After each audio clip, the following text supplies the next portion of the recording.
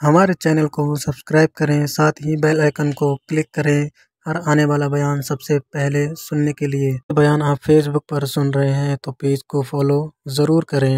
شکریہ۔ جاگنا پڑتا ہے، مریض ہو جائے تب بھی جاگنا پڑتا ہے، دکھ لگ جائے تب بھی وہ جگا لیتا ہے۔ بڑے بڑے جاگتے ہیں، بڑے بڑے جاگ لیتے ہیں، وہ جگا لیتا ہے۔ تندرستی بھی، صحت بھی، دولت بھی، اے سی بھی، پلنگ بھی بڑا اچھا، لیکن اگر وہ نیند نہ دینا چاہے تو بندہ ساری رات ہی تڑپ کے جاگتا ہے، تڑپ کے۔ اور بھوکا اتنا، روٹی کا بھوکا اتنا پریشان نہیں ہوتا جتنا نیند کا بھوکا پریشان ہوتا ہے۔ الجھ جاتا ہے انسان، وہ جگا لیتا ہے قبل اس کے کہ وہ خود جگائے، خود بخود جاگ جائے۔ مغرب سے لے کر فجر تک نماز پڑھیں، ذکر کریں، درود پاک پڑھیں، محفل میں شرکت کریں۔ میرے رسول کریم علیہ الصلوۃ والسلام کی پیاری زوجہ ام المومنین سیدنا عائشہ صدیقہ رضی اللہ تعالیٰ عنہ کہتی ہیں حضور رمضان کے علاوہ سب سے زیادہ روزے شعبان میں رکھتے تھے، گویا پریکٹس ہوتی تھی رمضان کی۔ میں نے عرض کیا یا رسول اللہ صلی اللہ علیہ وسلم اتنے روزے کیوں رکھتے ہیں، ابھی رمضان تو آگے ہے؟ تو نبی پاک نے فرمایا عائشہ اس مہینے میں بندے کا عمل اللہ کی بارگاہ میں جاتا ہے، میں چاہتا ہوں جب میرا عمل جائے تو میں نے روزہ رکھا ہوا ہوں، کثرت سے روزہ رکھیں اور میرے بھائی بدل جائیں، بدل جائیں۔ میرے نبی پاک نے فرمایا غنیمت جان، اگر صحت ہے تو بیماری آنے سے پہلے غنیمت جان جائے، چلی جائے گی۔ بیمار آدمی سے کچھ بھی نہیں ہوتا، غنیمت جان لے، لمحوں کو کچھ کر لے، اور اگر تیرے پاس فرصت ہے تو غنیمت جان لے مصروف ہونے سے پہلے پہلے۔ میرے حبیب کریم سید عالم علیہ السلام کے غلام فرماتے ہیں کہ نبی پاک صلی اللہ علیہ وسلم نے ہمیں مثال دے کے سمجھایا۔ مدینے میں جو قبیلہ سب سے زیادہ بکریاں پالتا تھا وہ بنو کلب کا قبیلہ تھا، اور فرماتے اتنی بکریاں تھیں کہ ان کی بکریاں ہم نے کبھی نہیں گنی تھی۔ نبی پاک علیہ السلام نے فرمایا جب شعبان کی 15ویں رات آتی ہے، یہ ترمذی کا لفظ ہے، فرمایا جب شعبان کی 15ویں رات آتی ہے تو بنو کلب کے قبیلے کی بکریوں کے بالوں کی تعداد کے مطابق اللہ میری امت کے افراد کی بخشش فرما دیتا ہے۔ اور صحابہ کہتے ہیں ہمیں لگتا یوں ہے کہ چونکہ ہم نے جو چیز سب سے زیادہ دیکھی تھی وہ بنو کلب کی بکریاں تھیں، اس لیے نبی پاک نے ہمیں سمجھانے کے لیے ان کی بات کی، ورنہ اگر ہم نے اس سے زیادہ کچھ شے دیکھی ہوتی تو نبی پاک اس کا نام بیان فرماتے۔ ہمیں سمجھانے کے لیے فرمایا بنو کلب کے قبیلے کی بکریوں کے بالوں کی کسی ایک بکری کے بال بھی بندہ گن سکتا، اور حضور نے فرمایا جو سب سے زیادہ بکریاں پالتے ان کی تعداد کے مطابق حضرت عائشہ صدیقہ رضی اللہ تعالیٰ عنہ فرماتی ہیں جنت البقیع میں حضور جایا کرتے، قبرستان میں، قبرستان کے کونے میں اللہ کے رسول کو میں نے نماز پڑھتے بھی دیکھا 15ویں رات کو، اور فرماتی ہیں حضور بقیع والوں کے لیے بخشش کی دعا بھی کرتے، قبرستان بھی جائیں شب برات کو ان کے لیے دعا بھی کریں۔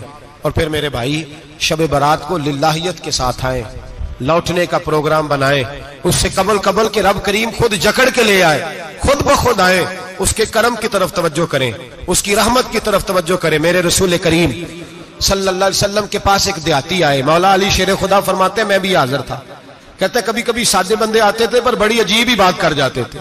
کہتے ہیں ایک دیہاتی آئے، تامت باندھی ہوئی اور سادہ رومال کندھے پہ رکھا ہوا ہے، نبی پاک کے پاس آئے اور حضور سے دل لگی کرنے لگے، حضور سے دل لگی کرنے لگے، میٹھی باتیں کہنے لگے یا رسول اللہ ایک مسئلہ پوچھنے آیا ہوں۔ فرمایا پوچھو۔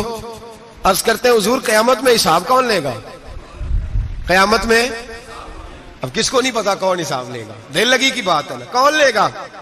نبی پاک نے فرمایا اللہ حساب لے گا۔ تو کہتے ہیں اس نے نا اور جملہ کہا تو ہم اس کی بات پہ حیران ہو گئے، کہنے لگے یا رسول اللہ واقعی اللہ حساب لے گا؟ تو کہتے ہیں نبی پاک مسکرائے، فرمانے لگے تجھے تیری مار ہوئے، میں سچی تو کہہ رہا ہوں، تو کس طرح کی بات کر رہا ہے، اللہ حساب لے گا؟ حضرت علی فرماتے ہیں اس نے رومال اٹھایا کندھے پہ رکھا، کہنے لگے یا رسول اللہ اگر رب حساب لے گا تو پھر اس نے معاف ہی کر دینا ہے۔ یہ کہہ کے وہ چلا گیا، یہ لفظ کہہ کے وہ چلا گیا۔ تو حضرت مولا علی کہتے ہیں میں نے حضور کا چہرہ دیکھا تو گلاب سے بھی زیادہ کھلا ہوا تھا، میں نے نبی پاک کا چہرہ دیکھا تو چاند سے بھی زیادہ روشن تھا۔ میں نے کہا حضور یہ کیا کہہ گیا ہے؟ نبی پاک نے فرمایا بندہ بڑا سادہ تھا، بات بڑی پیاری کر گیا ہے، بڑی پیاری کر گیا ہے۔ حضور نے فرمایا علی رب کریم ہے، اور کریم جب غالب ہوتا ہے تو کرم ہی فرمایا کرتا ہے، وہ کرم ہی کرتا ہے، وہ معاف ہی کرتا ہے، وہ معاف ہی کرتا ہے۔ اللہ معاف کرتا ہے، پر میں نے کہا کوئی معافی لینے آئے ہی نہ تو کوئی معافی لینے۔ ایک اور بات بھی آخر میں سمجھانی ہے آپ کو، وہ بھی سمجھ لیں۔ ہم جب کسی رشتہ دار کو راضی کرنے جاتے ہیں نا، ناراض ہو تو ہمیں پتہ چل جاتا ہے کہ یہ وقت ٹپانے آیا یا راضی ہو گیا۔ دو قسم کے لوگ ہوتے ہیں، کہتے ہیں چلو برادری آ گئی ہے میں چلتا ہوں، پر کس طرح؟ ٹائم پہ ٹائم آؤں گا، 200 دے کے گھر آ جاؤں گا۔ اور جو راضی ہو جاتے ہیں نا، وہ 2 دن پہلے آتے ہیں، دیگوں کا بھی خیال کرتے ہیں، وہ ملاقات کرتے ہیں، وہ کپڑے بھی نہیں بدلتے۔ فرق ہوتا ہے راضی ہونے میں۔ بات کی سمجھ آ رہی ہے آپ؟ ہم توبہ کرنے آتے ہیں اللہ کی بارگاہ میں، کیا ہمیں پتہ نہیں چلتا کہ ہم نے توبہ کیا، رب راضی ہوا ہے کہ نہیں ہوا؟ ہمارا ایمانی رشتہ تو ہے نا اپنے رب سے، روح کا تعلق تو ہے نا، تو ہمیں اندازہ ہوتا ہے کہ اللہ راضی ہو گیا کہ نہیں، اندازہ تو ہونا چاہیے نا ہمیں۔ یہ بات کہنے کی نہیں، یہ بات محسوس کرنے کی ہے، اس کو محسوس کریں۔ ہم جب اللہ کی بارگاہ میں آئے تو پھر ہمیں اندازہ ہونا چاہیے کہ میں نے منا لیا ہے کہ نہیں منا سکا، میں اس کو راضی کر کے اٹھ رہا ہوں کہ نہیں اٹھ رہا۔ اگر بغیر راضی کیے اٹھے ہو تو پھر فارمیلٹی کرنے آئے تھے، پھر راضی کرنے نہیں آئے تھے۔ حضرت فضیل ابن عیاض رحمۃ اللہ تعالی علیہ فرماتے ایک دن میں نے سر سجدے میں رکھا اور میں نے کہا خدا بندہ آج مجھے پتا چلے گا کہ تو مجھ سے راضی ہے کہ ناراض ہے، تو پھر ہی میں اٹھوں گا۔ آپ فرماتے ہیں مجھے چاروں کونوں سے آواز آنے لگی کہ تیرا رب راضی ہو گیا ہے، اور فرماتے ہیں جس جگہ میں سجدہ کر رہا تھا وہ زمین بھی بولنے لگی کہ بس کر دے، عرش کا مالک تجھ سے راضی ہو گیا ہے۔ بیان اچھا لگا ہو تو لائک کریں، شیئر کریں اور چینل کو زیادہ سے زیادہ سبسکرائب کریں۔